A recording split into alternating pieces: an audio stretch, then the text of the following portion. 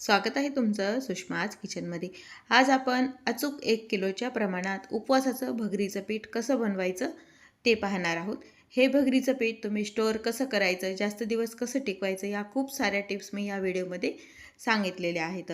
या भगरीच्या पिठापासून तुम्ही भगरीची भाकरी, यामध्ये मसाला भाकरी, थालीपीठासाठी वापरू शकता किंवा मग आप्पे, डोसे, आंबोळ्या किंवा मग उपवासाचे पॅनकेक पण यापासून तुम्ही तयार करू शकता।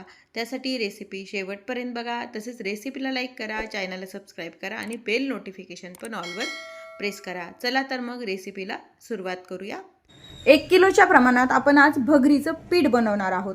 या पिठापासून तुम्ही भगरीचे डोसे, भगरीची भाकरी, भगरीच्या आंबोळी किंवा मग बरेच पदार्थामध्ये टिक्की वगैरे जर करताना उपवासाची हे भगरीचं पीठ जर तुम्ही वापरलं तर तिला अगदी खुसखुशीतपणा येतो। अगदी वातड वगैरे अजिबात तिची भाकरी काही जरी बनवलं तरी होत नाही।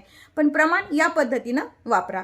4 वाट्याचं भगर घेतली तर 1 वाटी आपल्याला साबुदाणा घ्यायचा आहे। किलोच्या प्रमाणात जर तुम्ही घेत असाल तर 1 किलो भगर आणि 250 ग्रॅम साबुदाणा वापरायचा आहे। आता आपल्याला थोडीशी भगर आणि साबुदाणा आपल्याला भाजून घ्यायचा आहे। त्यासाठी मी गॅस सुरू करून कढई गरम करायला ठेवलेली आहे। यामध्ये आपल्याला ही भगर टाकून घ्यायची। भगर खूप जास्त भाजायची नाही, अगदी फक्त गरम होईपर्यंतच आपल्याला भगर भाजून घ्यायची। जास्त जर भाजली तर भाकरी छान बनत नाहीत आणि चिकटपणा कमी होतो। त्यामुळे अगदी थोडीशी गरम होईल इतपतच भगर भाजून घ्या, किंवा मग कडवटपणा पण येतो भगर जास्त भाजल्या गेल्यावरती। आता ही भगर छान भाजून घेऊया। गॅस मात्र कमीच ठेवा, मोठ्या गॅसवरती भाजून घेऊ नका, म्हणजे व्यवस्थित छान भगर ही भाजल्या जाते।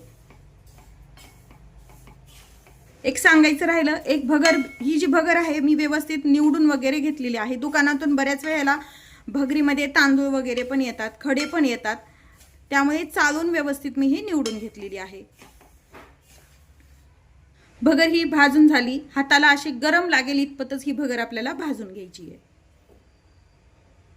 भाजून घेतलेली भगर टाकण्यासाठी मी एका ताटावरती पांढरा रुमाल टाकलाय। कॉटनचा कोणताही कपडा टाका आणि त्यावरती ही भगर टाकून घ्यायची। कधीही डायरेक्ट ताटामध्ये कोणतीही भाजणी टाकू नका, नाहीतर अशी घाम येतो आणि मग ती भाजणी टिकायला राहत नाही जास्त दिवस। आता ही भगर झाली भाजून, आता आपण साबुदाणा भाजून घेऊया।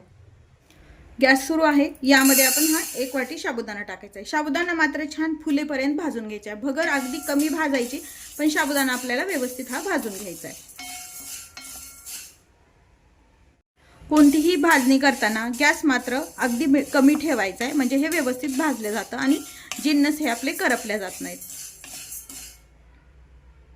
साबुदाणा भाजत आल्यानंतर असा छान तडतडला जातो आणि फुलल्या पण जातो, इतपत आपल्याला हा साबुदाणा छान भाजून घ्यायचा आहे।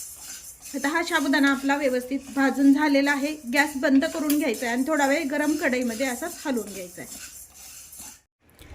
भाजून घेतलेला साबुदाणा या भगरीमध्ये आपल्याला टाकून घ्यायचा आहे। भाजून घेतलेला भगर आणि साबुदाणा व्यवस्थित थंड करून घ्यायचा आहे। थंड झाल्यानंतरच हे पीठ तुम्ही मिक्सरवरती किंवा मग घरघंटीवरून दळून आणायचं आहे। मी हे घरघंटीवरून पीठ दळून आणणार आहे। आपले उपवासाचे भगरीचे पीठ दळून एकदम तयार आहे। हे पीठ थंड झाल्यानंतरच डब्यामध्ये भरून ठेवायचे। गरम गरम जर पीठ तुम्ही डब्यात भरून ठेवलं तर हे जास्त दिवस टिकत नाही।